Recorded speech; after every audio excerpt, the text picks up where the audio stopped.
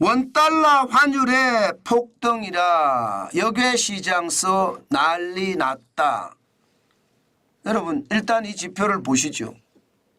역외시장에서 1355.5달러까지 5원까지 올라갔습니다. 달러당 1355.5원.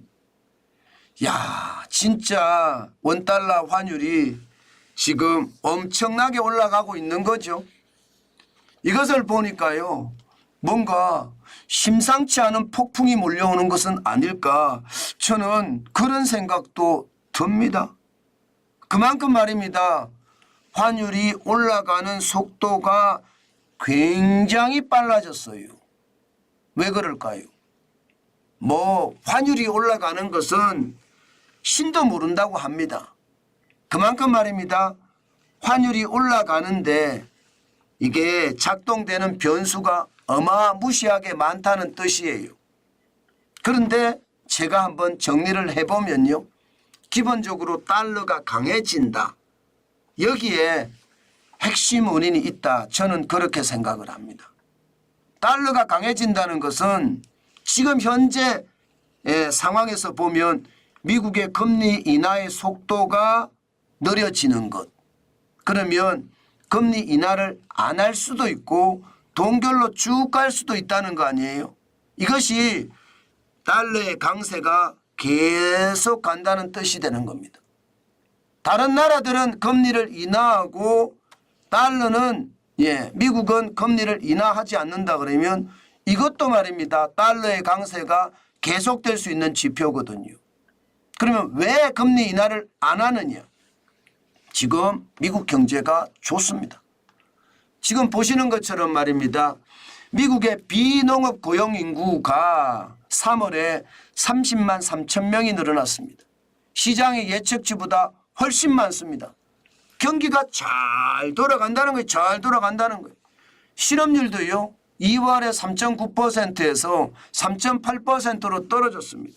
다시 말해서 고용이 넘치고 실업은 줄어든다는 것, 미국의 경기가 좋다는 거잖아요. 이런 상황에서 금리를 내린다? 못 내리죠. 내리는 순간 말입니다, 물가는 폭등할 수 있고요.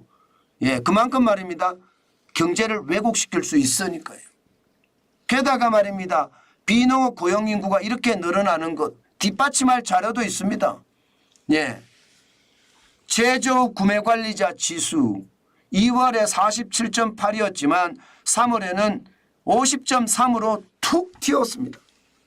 제조업에서 경기가 확장되고 있다는 뜻이잖아요. 50보다 넘으면 경기 확장 국면이거든요. 50보다 적으면 경기 축소 국면이고요. 그런데 2월에 47.8이 3월에 50.3까지 올라갔다는 것은 그만큼 말입니다, 미국의 경기가 좋다는 뜻이에요. 이런 상황에서 금리를 내린다? 쉽지 않다, 그 말씀을 제가 드리는 거고요. 여기에다가 말입니다, 미국의 소비자 물가 지금 심상치 않습니다.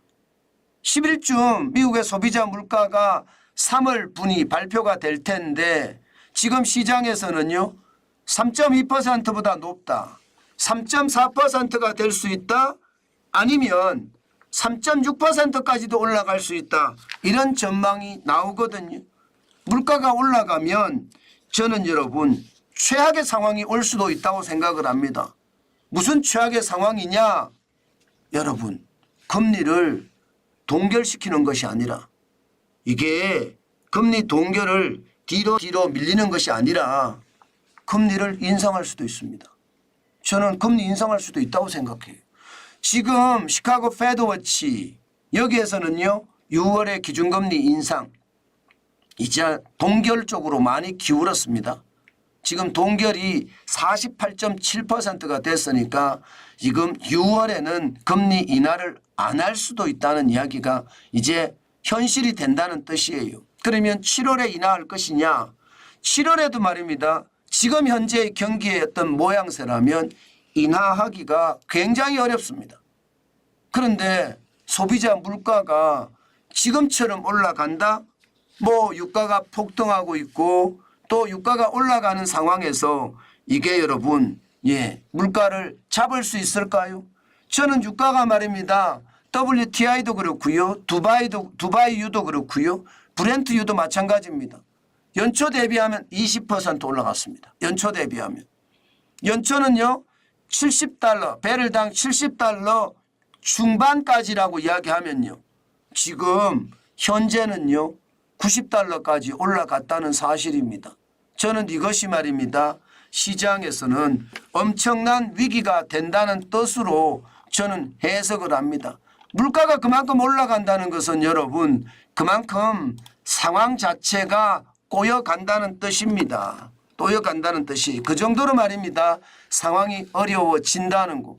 이게 금리를 결국은요. 동결하는 것이 아니라 더 올릴 수도 있다는 그런 아주 최악의 상황까지도 지금 발전되고 있으니까 환율이 폭등하는 것은 어쩌면 당연하다. 그렇게 해석할 수가 있습니다. 지금 어제도 말입니다. 원달러 환율이 1353.2원으로 연중 최고치에서 마감을 했거든요. 지금 그만큼 말입니다. 환율에 대한 어떤 상승은요. 폭등이라는 말이 맞게끔 계속 올라가는 것 같아요. 게다가 4월 달에는 배당의 계절이기도 합니다. 외국인들에 대한 배당 4월 달에 대부분 일어납니다. 3월, 4월, 5월에 주로 일어나는데요. 그러면 여러분 외국인들이 원화를 받을 거 아니에요. 배당금으로. 그것을 달러로 바꿔서 나갈 거 아니에요. 그러면 달러에 대한 수요가 높아질 거잖아요.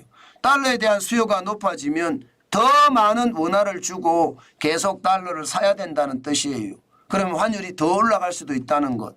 지금 보이시죠? 적어도 말입니다. 적어도 이게 배당의 계절인 4월을 넘어서 5월 초순까지도 현금을 들고 있다가 달러로 안 바꿀 수 있습니다. 그때까지는 환율이 계속 우상향의 모양새를 취하지 않을까 저는 그런 생각을 해봅니다. 그만큼 말입니다. 환율의 상황 시시각각 변하기는 하지만 제가 여러분들에게 진짜 지독하게 보고 거기에 대한 설명을 드리고 있는데 그 설명들이 그렇게 틀리지는 않죠. 그만큼 말입니다. 환율의 변화 굉장히 크다고 생각을 하고요. 다행히 원달러 환율이 폭등하는 데는 우리나라의 경제적 요인은 그렇게 크게 작동하지 않는다는 것. 그것은 어쩌면 다행이다 이런 생각은 듭니다. 그렇지만 환율이 계속 올라가면 올라갈수록요. 결국 물가에 자극을 줄 겁니다. 게다가 미국의 금리가 인하가 아니라 인상을 하게 되는 최악의 어떤 사태가 터지면 원달러 환율은 최악의 상황으로 갈 겁니다. 저는 그래서 여러분들에게 위험을 회피할 수 있는 수단 많이 만들어 놓는 게 필요하다. 그 말씀을 계속 드렸습니다. 오늘도 원달러 환율이 이렇게까지 올라가는 것을 보니까 사실은 마음이 굉장히 무겁다. 그런 생각이 들어요. 갑자기 어디서 펑 하고 터지는 소리가 날까 봐 그런 거죠. 저는 그럴 수 있다고 생각하거든요. 시장이라는 게 언제 어느 때 어떤 일이 터질지 모르는 게 시장이거든요. 요즘 같은 시장은 기본적으로 안정이 안 돼 있습니다. 언제 어디서 터져도 이게 틀리지 않는다. 그런 생각이 들 정도거든요. 그만큼 말입니다. 여러분 시장은 조심하는 게 좋습니다. 이게 환율에 작동하는 것도 이게 어디서 작동했는지 그것도 말입니다. 우리가 잘 살펴봐야 됩니다.